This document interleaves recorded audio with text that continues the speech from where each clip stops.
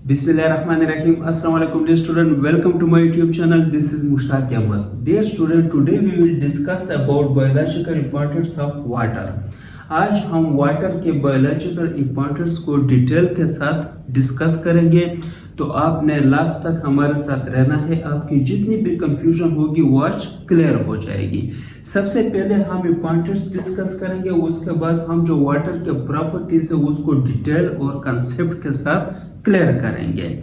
अगर हम इंपॉर्टेंस की बात करें तो no existence of life without water. Dear student, water के बगैर जो है, पानी के बगैर जो है वो लाइफ पॉसिबल नहीं है, क्योंकि लिविंग ऑर्गेनिज्म में जितनी भी मेटाबॉलिक एक्टिविटीज है यानी जितने भी केमिकल रिएक्शंस होते हैं तो वो वाटर की मौजूदगी में होते हैं। वाटर उनको मीडियम प्रोवाइड करता है to perform a chemical reactions.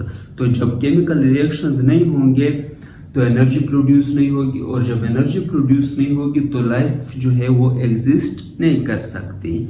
इसी तरह अगर हम वाटर की परसेंटेज की बात करें तो living organism content 70 to 90% of water. Living organism में जो है ऑन एवरेज 70 to 90% वाटर होता है। क्लियर? वैसे अगर हम इंडिविजुअल सेल्स की बात करें तो बोन सेल में जो है वो 20% होता है, क्योंकि बोन हार्ड्स होते हैं, उसमें पानी की कमी होती है, तो वहां पर 20% जो है वो वाटर मौजूद है। इसी तरह अगर हम ब्रेन सेल की बात करें तो ब्रेन सेल में जो है वो 85% वाटर मौजूद होता है, क्योंकि ब्रेन सेल जो है वो सॉफ्ट होते हैं तो उसमें वाटर की मिकदार ज्यादा होती है। अब हम बात करते हैं properties of water.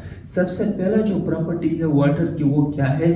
Polar nature of water. Dear student, water का जो है वो पोलर नेचर है। अब पोलर नेचर का क्या मतलब है? डियर स्टूडेंट, जो वाटर का मॉलिक्यूल है H2O, तो यहाँ पर जो ऑक्सीजन है वो मोर इलेक्ट्रोनेगेटिव है। क्लियर? और जो हाइड्रोजन है ये इलेक्ट्रो पॉजिटिव है। अब इलेक्ट्रोनेगेटिव क्यों है ऑक्सीजन?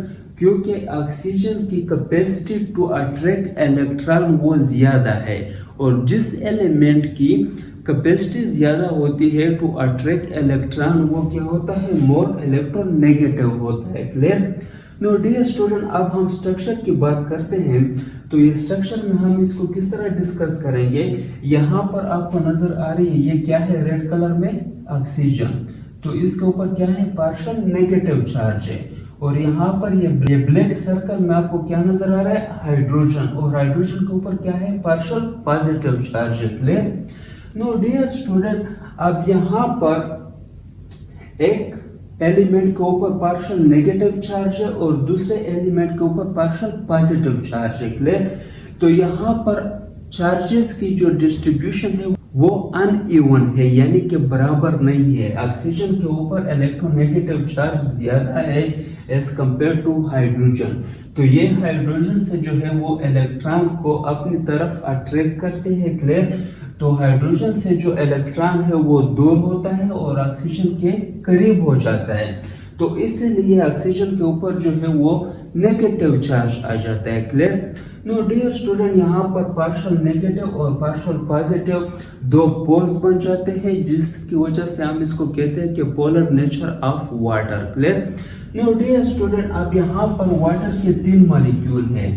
1, ये दूसरा मॉलिक्यूल है और ये तीसरा मॉलिक्यूल है। डियर स्टूडेंट, यहाँ पर एक और कंसेप्ट समझना कि ऑक्सीजन और हाइड्रोजन के दरमियान जो बॉन्डिंग है उस बॉन्डिंग को हम क्या? Covalent bond. इसमें बहुत सारे स्टूडेंट कंफ्यूज रहते हैं कि ऑक्सीजन और हाइड्रोजन के दरमियान जो बॉन्ड होती है, जिसको मैंने डॉट के जरिए शो किया ऐसे ही, तो उसको हम कोवलेंट बॉन्ड कहते हैं। क्लियर? इसी तरह अगर हम 2 मॉलिक्यूल्स की बात करें, क्लियर, ये एक वाटर का मॉलिक्यूल है और ये दूसरा वाटर का मॉलिक्यूल है। क्लियर? तो ये 2 वाटर के मॉलिक्यूल हो गए, और यहाँ पर ऑक्सीजन के ऊपर पार्शियल नेगेटिव चार्ज है और हाइड्रोजन के ऊपर पार्शियल पॉजिटिव चार्ज है। क्लियर? तो इन 2 वाटर मॉलिक्यूल के दरमियान जो बॉन्ड है उसको हम हाइड्रोजन बॉन्ड कहते हैं। तो आपने इसके दरमियान फर्क समझना है कि वाटर मॉलिक्यूल के अपने एलिमेंट्स के दरमियान जो बॉन्ड होता है वो कोवलेंट बॉन्ड होता है, क्लियर। और जब दो मुख्तलिफ मॉलिक्यूल के दरमियान बॉन्ड होता है उसको बॉन्ड को हम क्या कहते हैं, हाइड्रोजन बॉन्ड कहते हैं। यहाँ पर आप देख सकते हो हाइड्रोजन जो है वो इस मॉलिक्यूल के साथ है, यानी नंबर 1 मॉलिक्यूल, और यहाँ पर ऑक्सीजन जो है वो नंबर 3 मॉलिक्यूल के साथ है, क्लियर। तो यहाँ पर ऑक्सीजन जो है और हाइड्रोजन है, इसके दरमियान एक अट्रैक्शन होती है। क्यों? क्योंकि ऑक्सीजन के ऊपर नेगेटिव चार्ज है और हाइड्रोजन के ऊपर पॉजिटिव चार्ज है। तो इस अट्रैक्शन को हम क्या कहेंगे, हाइड्रोजन बॉन्ड कहेंगे। नो डियर स्टूडेंट, अब हम बात करते हैं यूनिवर्सल सॉल्वेंट की। डियर स्टूडेंट, दुनिया में मोस्टली जो चीजें होती है, जो सब्सटेंस होते हैं, वो वाटर में सॉल्युबल है, यानी वाटर में डिजॉल्व होते हैं, क्लियर। तो इसीलिए वाटर को हम यूनिवर्सल सॉल्वेंट कहते हैं, क्योंकि ये बहुत सारे डिफरेंट किस्म के सॉल्यूट को अपने अंदर डिजॉल्व करता है। No dear student, for example हम लेते हैं NaCl को, NaCl जो सोडियम क्लोराइड है। डियर स्टूडेंट, यहाँ पर सोडियम के ऊपर पार्शियल पॉजिटिव चार्ज होता है और क्लोरीन के ऊपर नेगेटिव चार्ज होता है, क्लियर। अब डियर स्टूडेंट, NaCl को जब हम वाटर में डालते हैं, पानी के साथ मिलाते हैं, तो उसके साथ क्या होता है, वो किस तरह डिसॉल्व होता है। डियर स्टूडेंट, जो सोडियम है इसके इर्द गिर्द ऑक्सीजन आ जाते हैं, ऑक्सीजन इसको घेर लेते हैं, और इसी तरह जो क्लोरीन है तो इसको हाइड्रोजन घेर लेते हैं। क्यों? क्योंकि सोडियम के ऊपर प्लस चार्ज है, यानी पॉजिटिव चार्ज है, और ऑक्सीजन के ऊपर नेगेटिव चार्ज होता है, क्लियर। तो ये एक दूसरे को क्या करते हैं, अट्रैक्ट करते हैं, क्लियर। इसी तरह अगर हम क्लोरीन की बात करें तो क्लोरीन के ऊपर नेगेटिव चार्ज है और यहाँ पर हाइड्रोजन के ऊपर पॉजिटिव चार्ज होता है, क्लियर। तो हाइड्रोजन जो है वो क्लोरीन को क्या करते हैं, अट्रैक्ट करते हैं, क्लियर। तो इसी तरह डियर स्टूडेंट, जो NaCl है वो वाटर में डिसॉल्व हो जाता है। जब आप नमक को पानी में डालते हो तो कुछ देर के बाद वो गायब हो जाती है। वो गायब क्यों हो जाती है? क्योंकि यहाँ पर हाइड्रोजन जो है वो क्लोरीन को घेर लेता है, क्लियर, और यहाँ पर जो सोडियम है उसको ऑक्सीजन घेर लेती है, क्लियर। तो इसी तरह वो नमक जो है वो पानी में हमें नजर नहीं आती। नो डियर स्टूडेंट, अब हम बात करते हैं cohesive and adhesive forces of water. Cohesive का क्या मतलब है, एडहेसिव का क्या मतलब है? डियर स्टूडेंट, सिंपल एग्जांपल के थ्रू हम इसको समझेंगे।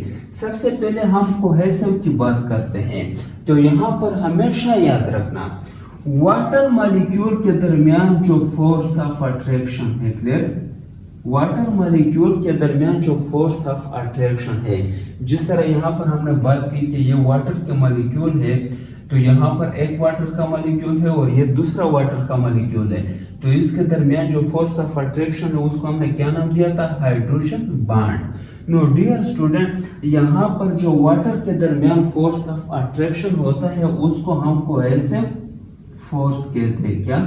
कोहेसिव फोर्स, यानी वाटर मॉलिक्यूल के दरमियान जो खुद अट्रैक्शन होती है, क्लियर। इसी तरह अगर हम एडहेसिव फोर्स की बात करें तो यहाँ पर डियर स्टूडेंट, जो वाटर का मॉलिक्यूल होता है उसका अपने साथ नहीं बल्कि जो ब्लड वेसल्स होते हैं, जिस तरह हमारे अंदर ब्लड वेसल्स होते हैं, तो यहाँ पर जो वाटर के मॉलिक्यूल है उसका और ब्लड वेसल के जो वाल होते हैं, वाल, क्लियर, इसके दरमियान जो फोर्स ऑफ अट्रैक्शन होती है उसको हम क्या कहते हैं, एडहेसिव फोर्स। दोबारा याद रखना कि जो वाटर के मॉलिक्यूल है उनका ब्लड वेसल के जो वाल है या कोई और चीज हो, क्लियर, यानी ये खुद ना हो, उसके और वाटर मॉलिक्यूल के दरमियान जो फोर्स ऑफ अट्रैक्शन होती है उसको हम एडहेसिव फोर्स कहते हैं, क्लियर। तो ये आपने लाजमी एमसीक्यूज के लिए याद रखना, यहाँ पर बहुत सारे स्टूडेंट कंफ्यूज रहते हैं। नो डियर स्टूडेंट, अब हम नेक्स्ट की बात करते हैं high specific heat. High specific heat क्या है? The amount of heat energy needed to raise the temperature of 1 gram of water by 1 degree centigrade.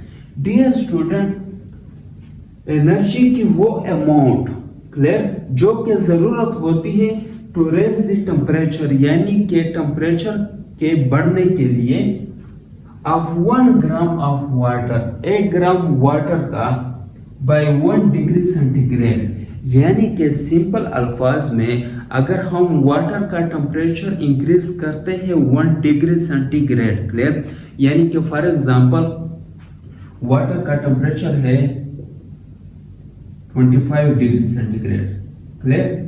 No dear student, अब हम इसको लाना चाहते हैं कहां पे, 26 डिग्री सेंटीग्रेड।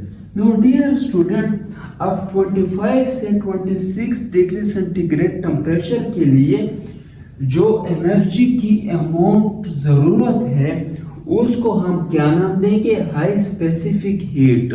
तो वाटर का जो स्पेसिफिक हीट है वो हाई है, यानी ज्यादा एनर्जी की जरूरत होती है कि उसका टेम्परेचर जो है वो 1 डिग्री सेंटीग्रेड बढ़ जाए, क्लियर, इंक्रीज हो जाए, क्लियर।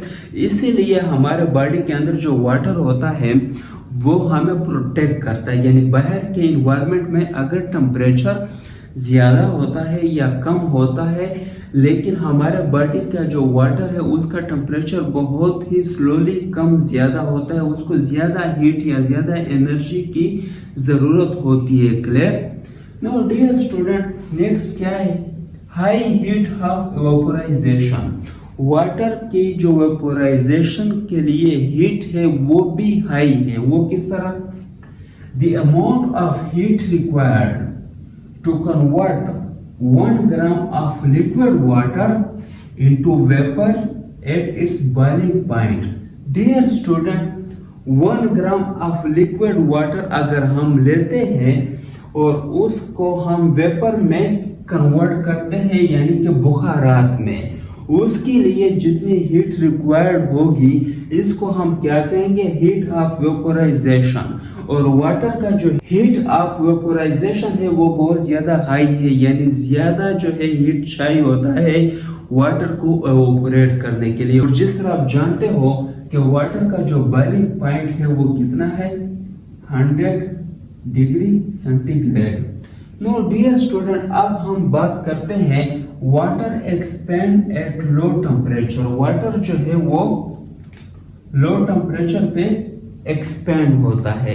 अब इसका क्या मतलब है dear student, water molecule expand when temperature fall below 4 degree centigrade. Dear student, water का जो सबसे ज्यादा वेट होता है, यानी सबसे ज्यादा वजन होता है, वो किस टेम्परेचर पे होता है, 4 डिग्री सेंटीग्रेड पे, क्लियर।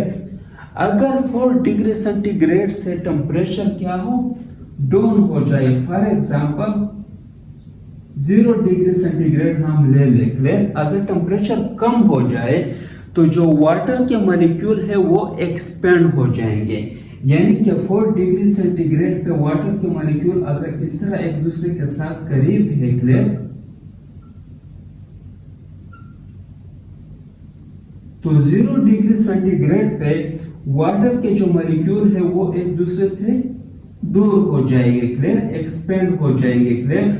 और इनका जो वेट होगा वो कम हो जाएगा क्योंकि डेंसिटी कम हो गई, क्लियर। अगर ये एक्सपेरिमेंट आप करना चाहते हो तो आप घर में कर सकते हो, क्लियर। आप यानी एक थाली में जो है वो पानी को ले लो और उसको मेजर करो कि पानी कहाँ तक है, क्लियर। फिर उसको फ्रिज में रख लो, क्लियर। तो आप जब उसको फ्रिज में से बाहर निकालोगे, जब वो फ्रीज हुआ होगा, क्लियर, तो जहां तक आपने मेजर किया होगा उससे थोड़ा ज्यादा एरिया जो है उस पे होगा बर्फ जो बना होगा, क्लियर, यानी उसने ज्यादा एरिया जो है वो कवर किया होगा। क्यों?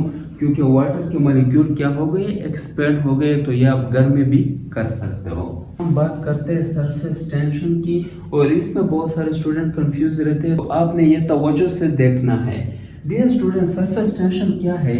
At the surface of water the cohesive force is called surface tension. Dear student, जो वाटर का सरफेस होता है तो वहां सरफेस पे जो मॉलिक्यूल्स होते हैं, क्लियर, वाटर के, वो जब एक दूसरे को अट्रैक्ट करते हैं तो उस फोर्स को, डियर स्टूडेंट, जिस तरह हमने पहले बात की कि वाटर मॉलिक्यूल के दरमियान जो फोर्स होता है उसको हम कोहेसिव फोर्स कहते हैं, क्लियर। तो सरफेस पे जो वाटर होता है तो वो मॉलिक्यूल एक दूसरे को क्या करते हैं, अट्रैक्ट करते हैं, क्लियर।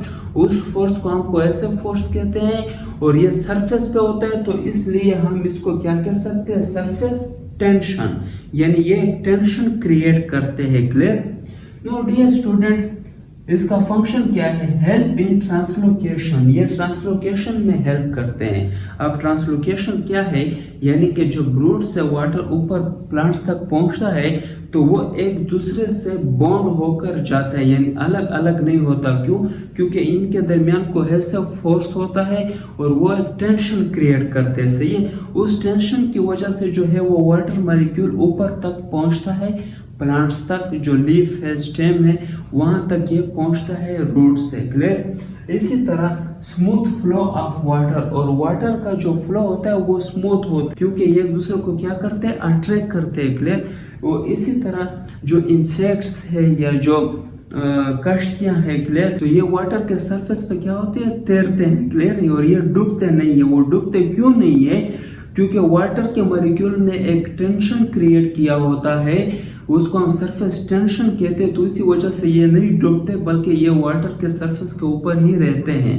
नो डियर स्टूडेंट, मुझे उम्मीद है कि आप सबको समझ आ गया होगा और अगर किसी को कोई कंफ्यूजन हो तो वो कमेंट में पूछ सकता है। Thank you very much.